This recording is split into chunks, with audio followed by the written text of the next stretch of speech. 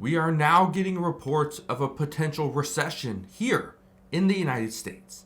Now, obviously, that has many people panicking and extremely concerned about what we are headed towards.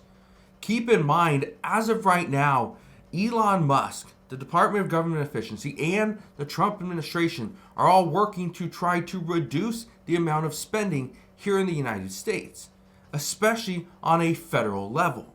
But by doing that, it's reducing jobs, it's reducing spending, and in many cases, it could reduce growth.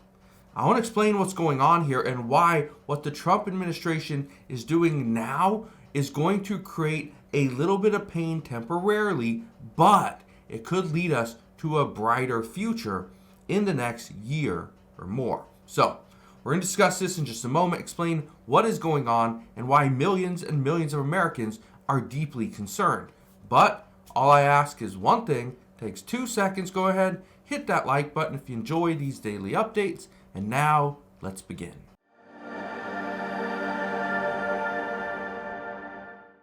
So why are so many people concerned about a recession? Well, it's because of everything that is impacted due to the recession. Keep in mind, a recession is defined as a significant decline in economic activity that lasts longer than just a few months. Now, look at this right here. This says, economist warns that Elon Musk is about to cause a deep, deep recession. This is going to be very, very bad. What is Elon Musk doing? Well, Elon Musk and the Department of Government Efficiency are causing one of the first steps in a recession, where we see higher unemployment. When we see higher unemployment, that usually leads to less spending from the U.S. consumer. Less spending leads to less growth. It leads to, really nobody's making money, and then the cycle just continues. And this is just this never-ending loop. I want to read a little bit of this to you. It says right here, in a post on Blue Sky, Jesse Rothstein, who's a policy professor who was the DOL's chief economist at the start of the Obama administration, addressed the dire situation that we could soon be facing. He says, it seems almost unavoidable at this point that we are headed for a deep, deep recession. Goes on to say, between the hundreds of thousands of government jobs on the chopping block and the cancellation of countless federal contracts, the Economist noted that upcoming employment reports are looking quite scary. Says, the March employment report, which will be released on April 4th, seems certain to show bigger job losses than any month ever outside of a few in 2008 to 2009, which was the great financial crisis, and 2020, which was the pandemic. Says, add on to that enormous private market uncertainty, how could you hire in these conditions? And this is going to be very, very bad. Okay, here's the issue we're facing. Not only could we see the United States dip into a recession, we could also see stagflation, okay, where the economy is not growing. We're very stagnant, but at the same time, we are seeing inflation run up. So stagflation, along with a recession, would be catastrophic.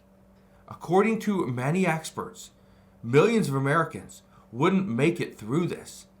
At this time, just to give you an idea, there's many Americans, not millions, but there's hundreds of thousands that are struggling just to try to get into a home. These are people that are technically homeless, living in their cars, bouncing from place to place, from hotel room to a friend's couch to a family member's bedroom. They're just bouncing from place to place simply because they have nowhere to go. But now millions and millions of Americans are struggling. Not that bad, but they are struggling. They have a place to live, but they can't keep up with the rent. They're behind on their rent or their mortgage. They can't keep up with the car payment. They don't have car insurance. That was too expensive, so they got rid of that. They're struggling to put food on the table. They can't keep up with their other bills, right? And they're working a full-time job. Millions of people are falling in this specific category. But here's what I want to tell you. We are headed towards a recession if things continue to work out the way that they have. Here's the reason why. We are seeing additional layoffs. We know there's layoffs coming. Look at this right here. It says at least 85,000 federal workers have been impacted so far, with tens of thousands being fired or accepting deferred resignation. At the Office of Personnel Management alone, an estimated 75,000 federal employees took the offer. That was as of last week. It says while most Americans support the idea of making the government run more efficiently, the way these layoffs are carried out is raising concerns about the immediate and long-term impact on the U.S. economy.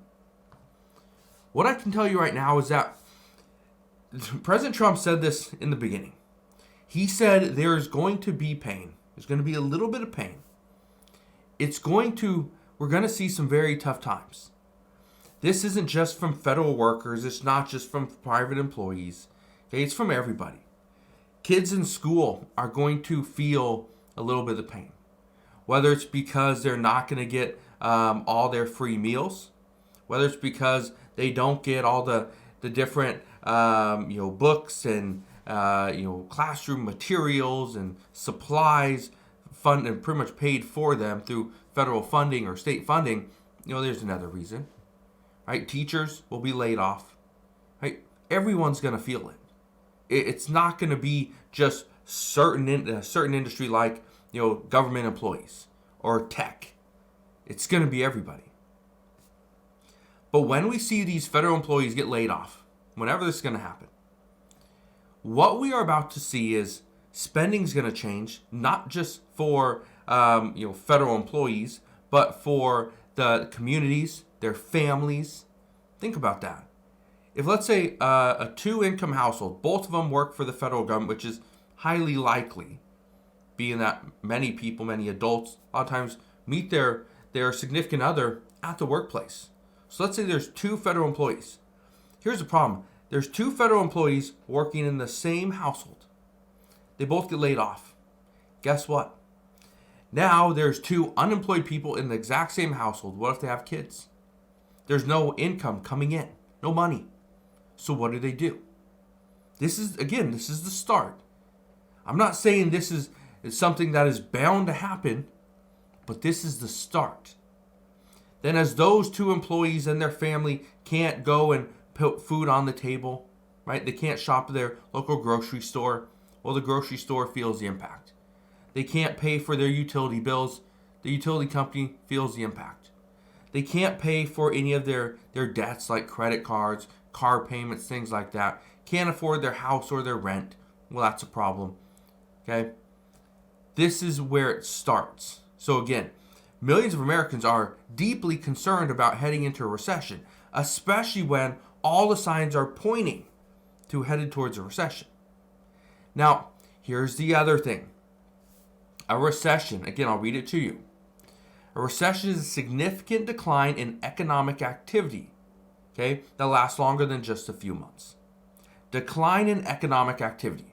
One of the other things that we consider economic activity is purchasing, especially purchasing goods from other countries, right? Imports. Well, we are going to put tariffs on pretty much every single country that is importing products into the United States because President Trump wants to move away from the IRS and taxing the American people and go towards the External Revenue Service, or the ERS, and tax the outsiders, countries that are sending products to the United States. Well, by doing this, and again, this is where it's going to be tough for probably a couple years, is we are going to have to pay, and I say we, the American people, going to have to pay more for the goods that are coming into the United States because we are going to be the ones that are ultimately paying that tariff.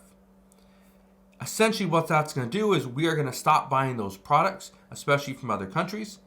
The companies here in the United States are going to start to produce, hopefully, more and better products that are very similar in price to the products coming from other countries. So we'll buy and produce right here.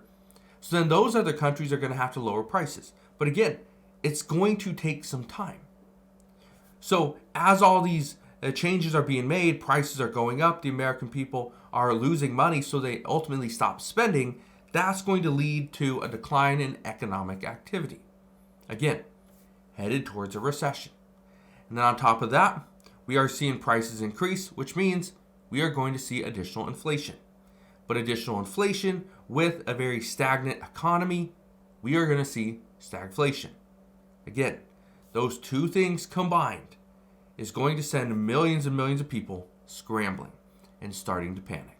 So, as we get more information on this, I promise I'll bring you all the latest news and updates, but that is what we know as of today. So again, thank you guys for watching, consider subscribing, and I'll see you guys on the next one.